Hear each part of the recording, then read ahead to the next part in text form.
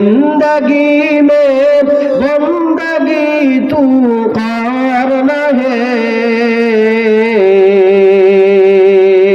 जिंदगी में बंदगी तू करना है, जिंदगी में बंदगी शर्मिंदा है, जिंदगी में बंदगी शर्मिंदा है।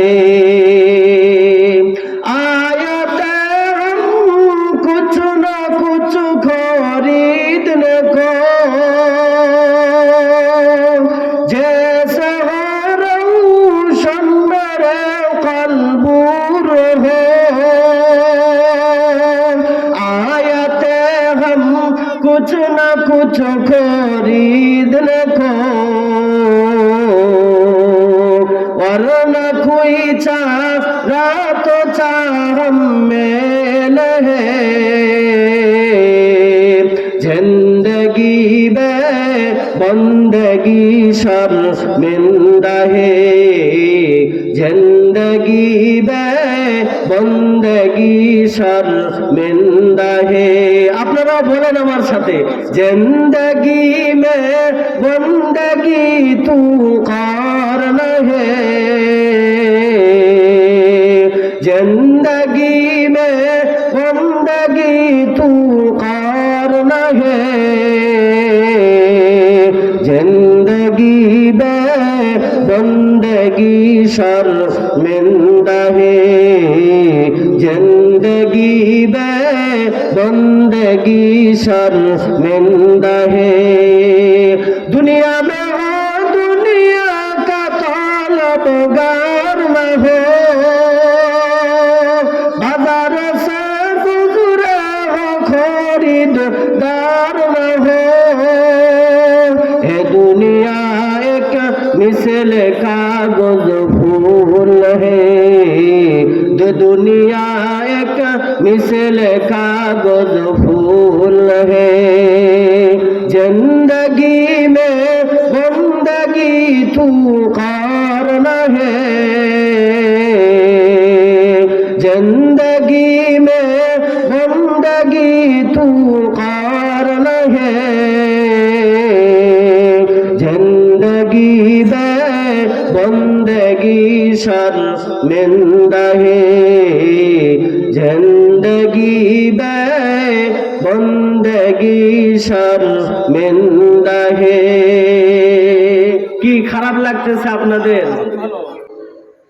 কেননা আমি জীবন অতিবাহিত করতেছি, সময় আমি ব্যয় করতেছি, এই সময়ের কসম আল্লাহ খাইলেন, কসম ইন্নাল ইনসানা লাফি খুসর, নিশ্চয় পৃথিবীর জমিনে সব মানুষগুলা ক্ষতিগ্রস্ত। আল্লাহ নিশ্চয় শব্দ ব্যবহার করলেন, নিশ্চয় পৃথিবীর সব মানুষগুলা ক্ষতিগ্রস্ত। এরপরে আল্লাহ বলেন ইল্লাল্লাযীনা আমানু ওয়া আমিলুস সালিহাত ওয়া তাওয়াসাউ বিল হাক্কি ওয়া তাওয়াসাউ বিস সাবর। শুধুমাত্র চারটা গুণ যে বান্দার ভিতরে থাকবে, এই বান্দা ব্যতীত পৃথিবীর সব মানুষগুলা ক্ষতিগ্রস্ত। চিল্লা বলেন ঠিক কিনা? আতিনা ফি কার দুনিয়া না হাসান, আতিনা ফি কার উকুবানা হাসান, ইয়া গিয়াসান মুস্তাগীসিন আহদিনা নাস্তিখারা বিল উলুমি ওয়াল গিনা। চিল্লা বলেন আল্লাহু আকবার। আল্লাহ পৃথিবীর জমিনের মানুষদেরকে ডাক দিয়ে বলেন, হে পৃথিবীর মুমিনের দল। আল্লাহ কিন্তু কোরআনের ভিতরে যত জায়গায় ইয়া আইয়ুহাল্লাযীনা আমানু বলেছেন, সব জায়গাতে আল্লাহ বলেন হে মুমিনের দল, হে ইমানদারের দল। আল্লাহ বলেন হে ইমানদার, আমি তোমাদেরকে বলতেছি, আল্লাহ কোরআনের ভিতরে এমন কোন জায়গা নাই যে জায়গাতে আল্লাহ ডাক দিয়ে বলছেন হে বেঈমানের দল, হে কাফেরের দল। এমন কোন জায়গাতে আল্লাহ বলে নাই। কোরআনের প্রত্যেকটা জায়গা জায়গাতেই আল্লাহ বলেন ইয়া আইয়ুহাল্লাযীনা আমানু, যত জায়গায় ইয়া আইয়ুহাল্লাযীনা আমানু বলেছেন ততবার আল্লাহ তাআলা ঈমানদারকেই ডাক দিয়েছেন। চিল্লা বলেন ঠিক কিনা? আজকে আমরা এখানে বসে আছি, আমরা সকলেই কিন্তু ঈমানের দাবিদার। আপনারা বলতে পারেন হুজুর আমাদের ভিতরে ঈমান আছে বলেই তো আজকে এই সামিয়ানার নিচে আমরা বসেছি। আল্লাহ ঠিক আমাদেরকেই লক্ষ্য করে বলেন হে ঈমানদারেরা, তোমরা পরিপূর্ণ ঈমান আনো। যত জায়গায় আল্লাহ ইয়া আইয়ুহাল্লাযীনা বলছেন তত জায়গাতেই মুমিনদেরকে আল্লাহ ডাক দিয়ে বলছেন। এর দ্বারা বোঝা যায় যে আমাদের ঈমানের ভিতরে গন্ডগোল আছে। চিল্লা বলেন ঠিক কিনা? हकीकत से तू दुनिया बेखबर है, दुनिया की नुमाइश पर नजर है। नमी गुयम के आज दुनिया जुदाबाज, बाहर करे के बाशी बा खुदाबाज। चिस्ते दुनिया आज खुदा गाफिल बुदाम, नहीं खमा শুকন করাও ফরজেন্দুজা। চিল্লা বলেন আল্লাহু আকবার। কেননা কোরআনের ভিতরে আল্লাহ ঈমানদারকে দাওয়াত দিয়েছেন, বারবার ঈমানদারকে ডাকছেন হে ঈমানওয়ালা, ঈমানদার তোমরা ঈমান আনো। এর দ্বারা বোঝা যায় যে আমাদের ঈমানের ভিতরে গন্ডগোল আছে। যদি গন্ডগোল না থাকতো আল্লাহ কোরআনের বিভিন্ন জায়গাতে আমাদেরকে আল্লাহ ডাকতেন না। কেননা ঈমানের এত দাম, এত দাম, ঈমানের এত দাম, এত দাম। আল্লাহ তাআলা হাসরের ময়দানে যদি বেলালকে বলা হয় বেলাল তুমি ঈমানের পরীক্ষা কেমন দিয়েছিলে, হযরত বেলাল রাদিয়াল্লাহু তাআলা আনহু সেদিন ডাক দিয়ে বলবে মালিক, আল্লাহ ঈমান কাকে বলে আমি জানি না, তবে আমি দুনিয়ার বুকে ইসলাম গ্রহণ করার কারণে আমার ওই যে মনিব একজন ইহুদি কাফের আমার জিহ্বায় পেরাক মেরেছিল, আমার জিহ্বায় পেরাক মারা অবস্থায় আমার চোখ দিয়ে পানি ঝরেছিল, আমার জিহ্বা দিয়ে রক্ত ঘুরে ঘুরে পড়তেছিল। আমার জনম দুঃখিনী মা আমাকে ডাক দিয়ে বলে বেলাল, এমন সময় তুমি আহাদ আহাদ বলতেছো, আহাদ নামের এই যে নামটা তুমি এই সময় না নিলেও তো পারতে। বেলাল ডাক দিয়ে বলে মা গো, আমার জীবনে আমি যতবার মালিকের নাম নিয়েছি আজকে আমার চোখ ভরা পানি আর আমার জিহ্বায় পেরাক মারা, এই অবস্থায় যে আমি আহাদ আহাদ বলতেছি এমন স্বাদ আমার মালিকের নামের ভিতরে আমি পাইতেছি, জীবনে আর কোনোদিন এমন স্বাদ আমি পাই নাই। চিল্লা বলেন না সুবহানাল্লাহ। কাদের কুদরত দারি বর কামাল, আনতা রব্বি আনতা হাসবি যুল জালাল, তুহি কাদের জলিলুল্লাহ জাহালাত, বাহার হালে তুহি মেরা নিগাহদার। চিল্লা বলেন আল্লাহু আকবার। কি খারাপ লাগতেছে আপনাদের? কেননা পৃথিবীর জমিনে জ্বর মাপার থার্মোমিটার আছে না নাই? বলেন আছে না নাই? আমার গায়ে যদি জ্বর হয় ডাক্তারের কাছে গেলে থার্মোমিটার বগলের ভিতরে দিয়ে আমার জ্বর পরীক্ষা করা হয় যে কত ডিগ্রি জ্বর আছে, 101 ডিগ্রি না 102 ডিগ্রি না 103 ডিগ্রি না 4 ডিগ্রি। চিল্লা বলেন ঠিক কিনা? কেননা জ্বর মাপার থার্মোমিটার আছে, পৃথিবীর জমিনে ঈমান মাপার কোনো থার্মোমিটার নাই। এই কারণেই বর্তমান জামানায় দেখেন আমাদের সকাল বেলা ঈমান আছে কিন্তু সন্ধ্যার বেলা আমাদের ঈমান নাই। চিল্লা বলেন ঠিক কিনা? ভোট আসলে তো এক কাপ চার কাছে আমরা ঈমান বিক্রি করে দেই। চিল্লা বলেন ঠিক কিনা? এক ভোট 5 জনের দোয়ার আমরা ওয়াদা করে দেই। কেননা ঈমান এত দামি জিনিস, ঈমান এত দামি জিনিস। আল্লাহ এই কারণেই কোরআনের বিভিন্ন জায়গায় বলছেন, হে ঈমানদারেরা, ইয়া আইয়ুহাল্লাযীনা আমানু কু আনফুসাকুম ওয়া আহলিকুম নারা। আল্লাহ বলেন, তোমরা ঈমান আনো, তোমরা জাহান্নামের আগুন থেকে বাঁচো এবং তোমাদের আহল পরিবারকে আগুন থেকে বাঁচাও। চিল্লা বলেন ঠিক কিনা?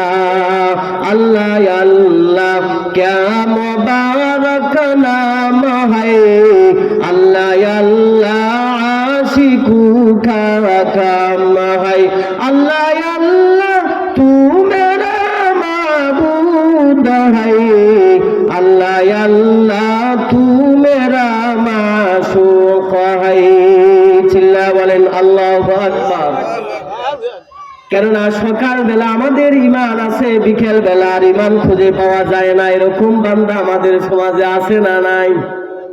কেননা ছোট ছোট কথার দ্বারা আমাদের ঈমান চলে যায়, আমরা এটাও কিন্তু আমরা জানি না। যেমন দেখেন, পৃথিবীর জমিনে বিভিন্ন মানুষগুলা দেশের বাহিরে থাকে, একজনের সন্তান দেশের বাহিরে থাকে, বাবা এখন পৃথিবীর জমিনে দেশে ঘুরে বেড়ায় আর মানুষদেরকে বলে, আমার সন্তান বিদেশের মাটিতে না গাইলে আমি বাবা না খেয়ে মারতাম। এরকম বান্দা আছে না নাই? বলেন আছে না নাই?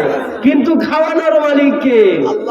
আওয়াজ করে জোরে সরে বলেন, খাওয়ানোর মালিক কে? আবার দেখবেন, আমাদের যদি অসুস্থতায় ভুগি, ফার্মেসিতে গিয়ে ওষুধ নিয়ে এসে খাওয়ার পরে আবার যদি একটু শরীর ভালো হয়, সমাজের মানুষদেরকে আমরা বলাবলি করি যে ওই ফার্মেসির ওই দোকানের ঔষধ না খেলে আমার হায়াত বাঁচত না বা আমার শরীরটা ভালো হইতো না। কিন্তু আজকে আপনারা চিল্লা বলেন তো, ভালো করার মালিক কে? কে? আল্লাহ। এই যে ছোটখাটো বিষয়গুলা আমাদের ঈমানকে নষ্ট করে দেয়। ঈমান কত দামি জিনিস!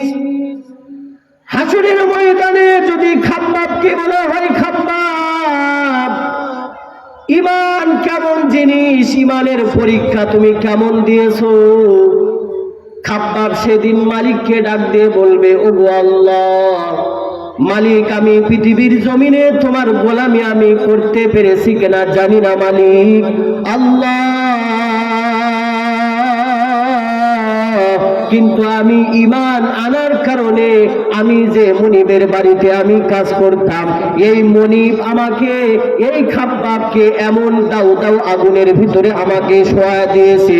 কয়লার আগুন যেমন জ্বলন্ত আগুনের উপরে আমি খাব্বাবকে শোয়া দিয়েছে। এই আগুনের তাপে আমি খাব্বাবের এই পিঠের দিকে আমার চামড়া গলে গলে, রক্ত গলে গলে ওই আগুন পানি হয়ে গিয়েছে। চিল্লা বলেন সুবহানাল্লাহ। এটার নামই হলো ঈমান। এটার নাম কি? ঈমান। কিন্তু আমরা দাবি করি কি? ঈমান আমার আছে, বা ঈমান ঠিক, সব ঠিক, নামাজের কোনো দরকার নাই, এরকম বান্দা আছে না নাই? আবার দেখবেন কিছু কিছু লোক আছে মাঠে ঘাটে কাজ করে আর বাউল গান গায়, বলে এর ভিতরে, গানের ভিতরে জ্ঞান। এরকম বান্দা আছে না নাই? কয় গানের ভিতরে জ্ঞান। বান্দা না না, গানের ভিতরে জ্ঞান না। আল্লাহ তাআলা জ্ঞান দিয়েছেন, ইন্নাহু লাকুরআনুম মাজিদ। চিল্লা বলেন আল্লাহু আকবার। কেননা যে বান্দার কলবের ভিতরে মালিকের কোরআন আছে, ওই বান্দার পৃথিবীর সব জ্ঞানের অধিকারী রাখে। যে বান্দার কলবের ভিতরে কোরআন আছে, ওই বান্দার মতো জ্ঞান পৃথিবীর জমিনে আর কারোই নাই। একটু চিল্লা বলেন ঠিক কিনা? हर गोरी देने को तू तैयार है, जो न मांगे उससे तू बेजार है। ঈমান কত দামি জিনিস! ঈমানের দাওয়াত আল্লাহ তাআলা কোরআনের ভিতরে বারংবার ঈমানদারকে ইমানের দাওয়াত দিয়েছেন। এই যে দেখেন আমি যে কথা বারবার বলতেছি, আল্লাহ বলেন ইয়া আইয়ুহাল্লাযীনা আমানু, হে ঈমানদারেরা। আল্লাহ তাআলা বারবার ঈমানদারকে দাওয়াত দিয়েছেন। এর কারণটা হলো আমাদের ঈমানের ভিতরে ঘাটতি আছে। কিন্তু নবীজি বলেন যে বান্দার অন্তরের ভিতরে 1 ইঞ্চি 1 কাচ্চা পরিমাণ ঈমান থাকবে, দুনিয়ার বুকে ওই বান্দা গুনাহ করতে পারে, কিন্তু হাসরের ময়দানে আল্লাহ গুনার কারণে জাহান্নামে দিতে পারে। আবার জাহান্নাম থেকে এই ঈমান থাকার কারণেই আল্লাহ হাজার হাজার বছর পরে আবার ফেরেশতাদেরকে বলবে আমার বান্দার অন্তরের ভিতরে ঈমান আছে, আমার বান্দাকে জাহান্নামের আগুন থেকে উঠো, আমার বান্দাকে জাহান্নামের আগুন থেকে উঠাও, আমার বান্দাকে জাহান্নামের আগুন থেকে উঠাও। কেননা ঈমান এত বড় দৌলত, ঈমান এত বড় দৌলত, ঈমান থাকার কারণে আল্লাহ হাজার হাজার বছর পরেও ওই বান্দাকে এই দুনিয়ার মতো 10 দুনিয়া একটা জান্নাত আল্লাহ দিয়ে দিবে। চিল্লা বলেন সুবহানাল্লাহ। ঈমানের এত দাম।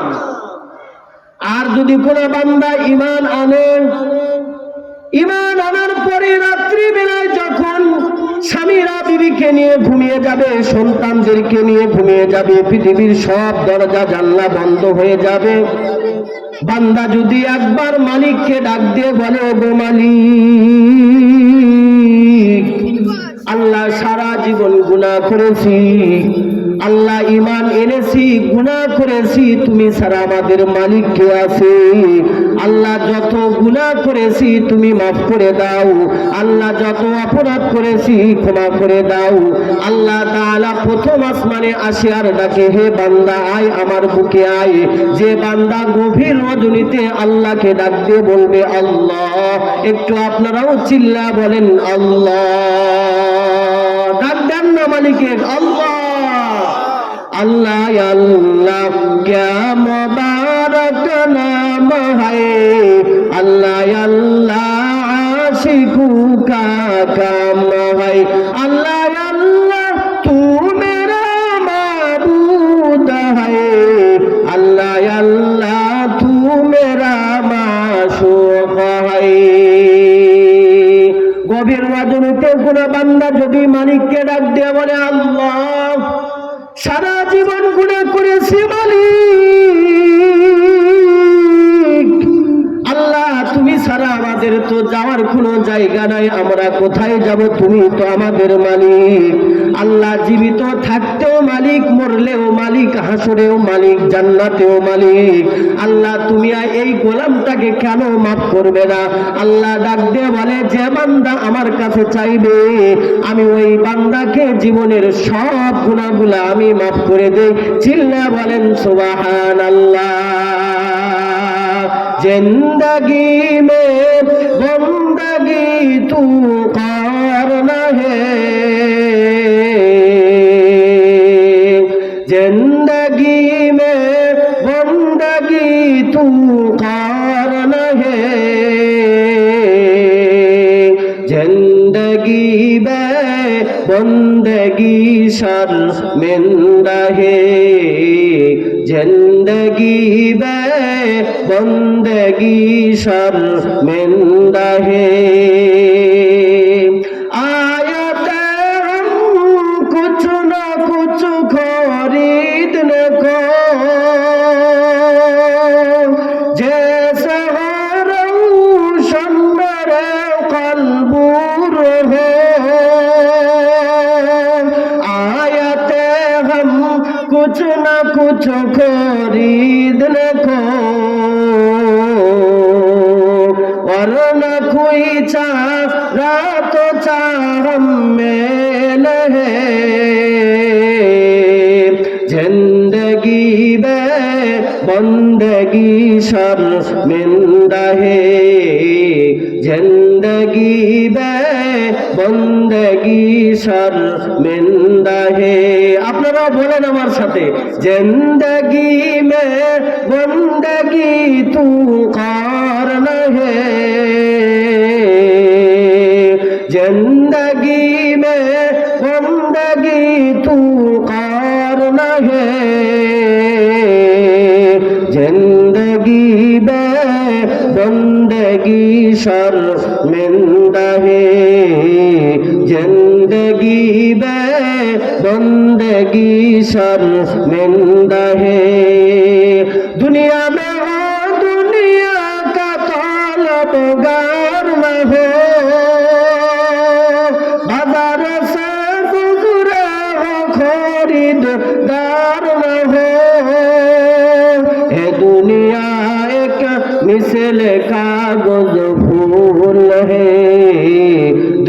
दुनिया एक मिसल कागज फूल है जिंदगी में बंदगी तू कारण है जिंदगी में बंदगी तू कारण है जिंदगी में बंदगी शर्मिंदा है जिंदगी में बंदगी शर्मिंदा है। কি খারাপ লাগতেছে আপনাদের? কেননা আল্লাহ তাআলা বলেন বান্দা তোমরা আমার কাছে চাও, আমরা চাইবো কার কাছে বলেন? ইমানের এত দাম, এত দাম। আপনারা একজন সাহাবীর ঘটনা শুনেছেন, ওই সাহাবীর নামটা হলো দাহিয়াতুল কলব। তিনি এত সুন্দর একজন মানুষ ছিলেন। হঠাৎ করে একদিন আবার আপনার নবীজির কাছে এসে বসলেন। বসার পরে ডাক দিয়ে বলতেছেন, ইয়া রাসূলুল্লাহ, হুজুর আমি আপনাকে একটা প্রশ্ন করব, আপনি যদি উত্তর দেন তাহলে আমি বড় খুশি হয়ে যাব।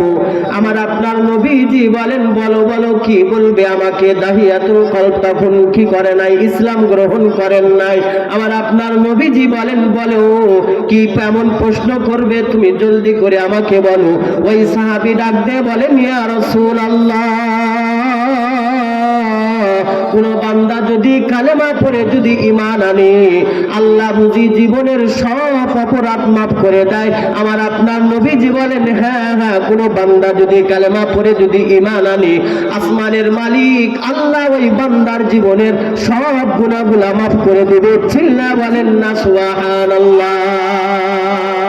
সাহাবী ডাক দিয়ে বলতেছেন, ইয়া রাসূলুল্লাহ, আমার জীবনে আমি এত বড় বড় গুনাহ করেছি, এরপরেও কি আল্লাহ মাফ করবে? রাসূল বলে, হ্যাঁ, তোমার যতই গুনাহ থাক আল্লাহ সব গুনাহ মাফ করে দিবে। সাথে সাথেই ওই সাহাবী কালেমা পড়ে মুসলমান হয়ে গেল। একটু আওয়াজ করে আমরা সকলেই কালেমা পড়ি, লা ইলাহা ইল্লাল্লাহু মুহাম্মাদুর রাসূলুল্লাহ। সকলেই চিল্লা বলি সাল্লাল্লাহু আলাইহি ওয়াসাল্লাম। সাহাবী কালেমা পড়ে ঈমান আনলেন, মুসলমান হয়ে গেলেন। হঠাৎ করে কিছুক্ষণ পরে দেখতেছেন আমার আপনার নবীজি ওই সাহাবী কিছু দূরে যাওয়ার পরে ঘোরাঘুরি করে কাঁদতেছে আর চিল্লাইতেছে। নবীজি ডাক দিয়ে বলে, সাহাবী,